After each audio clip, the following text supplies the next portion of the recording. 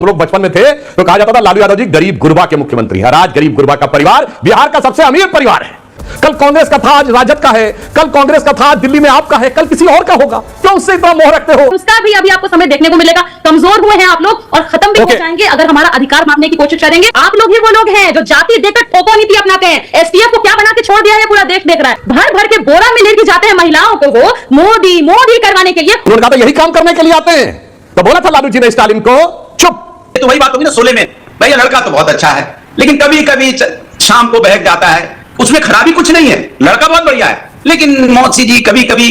अनुराग भदौरिया जी, ये यूपी के दो लड़कों में से कौन से लड़के की बात हो रही है? आपका मनोरंजन हम लोग सब सुन रहे थे, आपका नृत्य शैली का डिबेट हम लोग पूरा सुन रहे थे, अब बाकी सुन लीजिए। दोस्तों नमस्कार, स्वागत है आप सभी का। आप देख रहे हैं एसके डिबेट। आजकल जम्मू कश्मीर और हरियाणा में विधानसभा के चुनाव चल रहे हैं। इसके बाद महाराष्ट्र और झारखंड में विधानसभा के चुनाव होने हैं, जहां एक तरफ विपक्ष महंगाई, बेरोजगारी और संविधान को लेकर मोदी सरकार पर लगातार हमला करता है, तो वहीं दूसरी तरफ बीजेपी भ्रष्टाचार और परिवारवाद को लेकर हमेशा विपक्ष को घेरती है।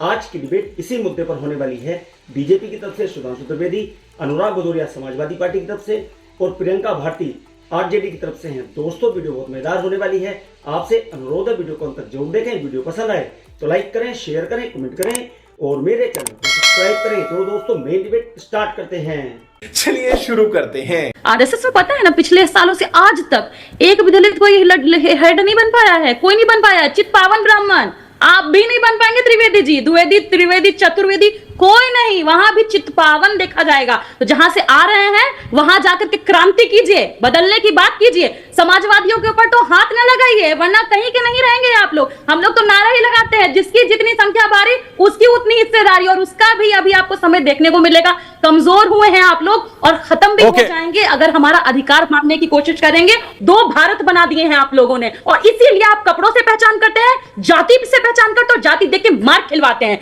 ये आप लोग की राजनीति है और इस गंदी राजनीति का बहिष्कार देश कर रहा है। तभी नरेंद्र मोदी जी का वोट कहां से कहां लुढ़क गया, ये देश देख रहा है। कि आप लोग ही वो लोग हैं जो जाति देखकर ठोको नीति अपनाते हैं। एसटीएफ को क्या बना के छोड़ दिया है पूरा देश देख रहा है। तो इसलिए आप तो इस तरह की घटिया बातें मेरे सामने मत ही कीजिए कि आप लोग यादव वोट बैंक है। मैं तो कम से कम प्राउडली कह सकती हूँ ना कि ये तबका है जो कम से कम रैशनलिस्ट है, सोच सकता है कि देश का विकास कौन करेगा। अच्छा जो नहीं सोच सकते हैं उनको समझने की जरूरत है कि वोट कैसे सही जगह डाला जाए, कि कोई कपड़ों से देश की पहचान ना करे और कहीं विदेश में हमारे प्रधानमंत्री जाएं, प्रधानमंत्री के सामने ये बोलते ये छोटे देश के प्रधानमंत्री हैं, तो ये कहने की हिम्मत रखे, उसका बहिष्कार करने की हिम्मत रखे, उनको बोलने की हिम्मत रखे कि ना मैं मजबूत देश के प्रधानमंत्री हूं। इस तरीके से वहां पर भर भर के बोरा में लेके जाते हैं महिलाओं को वो मोदी मोदी करवाने के लिए। कैसे कैसे लोग रहते हैं यार यहाँ पर। हाँ देखिए, मैं कहूंगा प्रियंका जी को राष्ट्रीय चैनल पे गंभीरता से विषय रखना चाहिए। कोई जरूरत नहीं है ये खराब, घटिया और झूठा ये सब शब्दों का प्रयोग करने का। मैं पूछना चाहता हूं, तमिलनाडु के तो मुख्यमंत्री ने क्या बोला था बिहारियों के लिए? हम तो वो शब्द, हम किसी काम को छोटा नहीं मानते। उन्होंने कहा था यही काम करने के लिए आते हैं, तो बोला था लालू जी ने स्टालिन को चुप। तेलंगाना ने क्या बोला था, तेलंगाना के मंत्री ने बिहार के लोगों के लिए, तो बोला था चुप कांग्रेस के साथ। इसीलिए मैं कहना चाहता हूं, और आपकी पार्टी बहुत बढ़िया है। हम लोग बचपन में थे तो कहा जाता था लालू यादव जी गरीब गुरबा के मुख्यमंत्री हैं। आज गरीब गुरबा का परिवार बिहार का सबसे अमीर परिवार है, जिसके ऊपर सैकड़ों करोड़ का नोटिस है। दिल्ली में भी कहा जाता, आरोप है कि दिल्ली में फार्म हाउस है, आरोप है कि जमीनें ले ली हैं, और इनका सामाजिक न्याय कितना जबरदस्त है और अपनी जाति के लिए कितना जबरदस्त अनुग्रह है कि जब कुर्सी छोड़नी थी तो कौन नजर आया?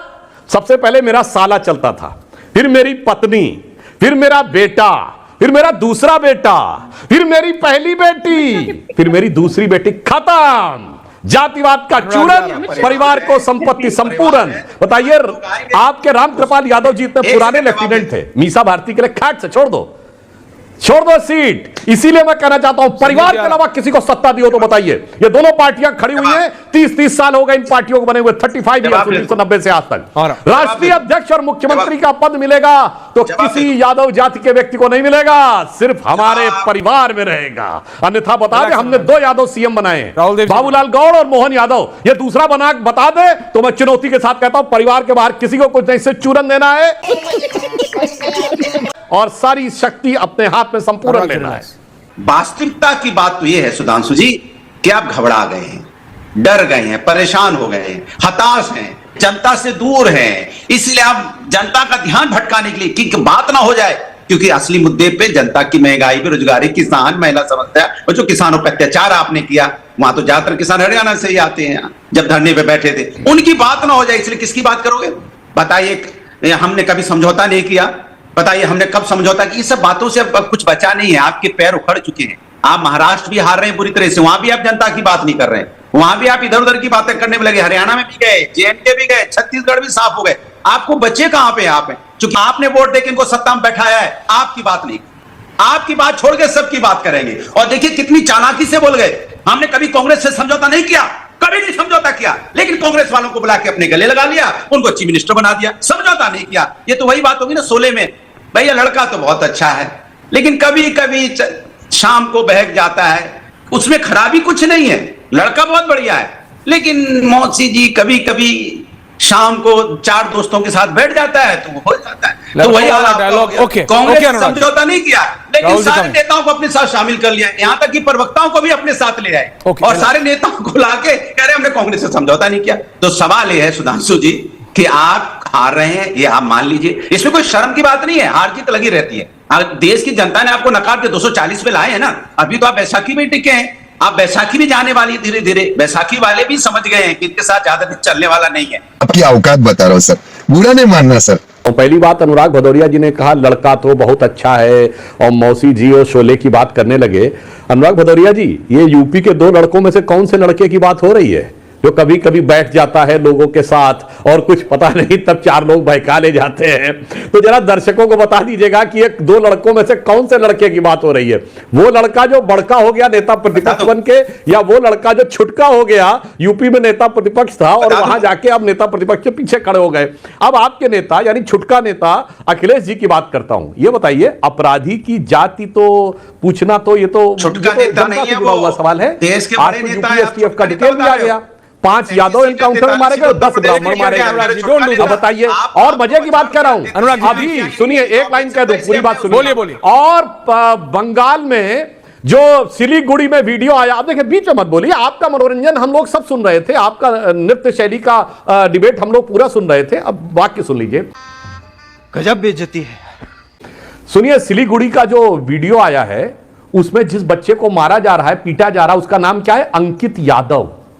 अब यादव नहीं अखिलेश यादव के अंदर का, क्योंकि अब ममता जी के साथ तो वहां कलकत्ता में जाकर तो समाजवादी पार्टी राष्ट्रीय कार्य समिति कर चुकी है, अब न तेजस्वी जी का यादव जाग रहा है, अपराधी के लिए जागता है, पर अपनी मेहनत करके नौकरी पाने के लिए एग्जामिनेशन देने वाले यादव के लिए नहीं जागता। और जानते हैं क्यों? मैं सारे देश के दर्शकों से कहना चाहता हूं, सुनो क्या कनेक्शन है अखिलेश जी और ममता जी में। केवल कनेक्शन यह है कि वो मजबूत वाला वोट बैंक है, इसलिए चुप रहना है, कुछ नहीं बोलना है, तब यादव नहीं दिखेगा। याद करिए आजमगढ़ का दंगा अनुराग जी, जब यादवों की बेटियों के साथ बदतमीजी हुई थी, मुलायम सिंह जी सीएम थे, दंगा हुआ था और आपके खासिल खुसूस थे रमाकांत यादव, और उन्होंने कहा था, मुलायम सिंह ने बुला के कि माफी मांगो मौलानाओं से, रमाकांत यादव ने मना कर दिया था और उसके बाद पार्टी छोड़ दिए थे। इसलिए ओबीसी हो या अपनी जात हो, तब तक जब तक वो मजबूत वाला वोट बैंक ना, मजबूत वाला वोट बैंक दिखा, खटाक से सब यादव यादव किनारे। अब पूछना चाहता हूं, बताइए भाई, अपराधी की जात पूछ रहे थे, परीक्षार्थी की जात क्यों नहीं दिखाई पड़ रही? यही नहीं, अभी और सुनिए। देखिए अनुराग जी को ध्यान ही नहीं रहता, कहते 35 साल से जनता आशीर्वाद दे रही थी। भैया 1989 दिसंबर में भाजपा के समर्थन से चुन के आए थे, उसके बाद जब हम लोगों ने समर्थन वापस ले लिया तो कांग्रेस का समर्थन लिया, और 93 में मिले मुलायम काशीराम आए थे। कहां आपको बहुमत मिला था? एक बार मिला 2012 में, और मिला मुलायम सिंह जी के नाम पे, और जैसे ही परिवारवाद किया अगली बार बना दिया अखिलेश जी को, अगली बार 57 पे आ गए। कहां जनता ने आशीर्वाद दिया मेरे भाई? हवा में मत बोला करिए, जो यथार्थ है वो बात बोला करिए, वो सबको ये बात पता है। और आप एक ऐसी पार्टी है जो भाजपा, कांग्रेस, कम्युनिस्ट, बसपा सबसे समर्थन ले चुका है, ऐसा कोई बचा नहीं जिसको सपा ने ठगा नहीं।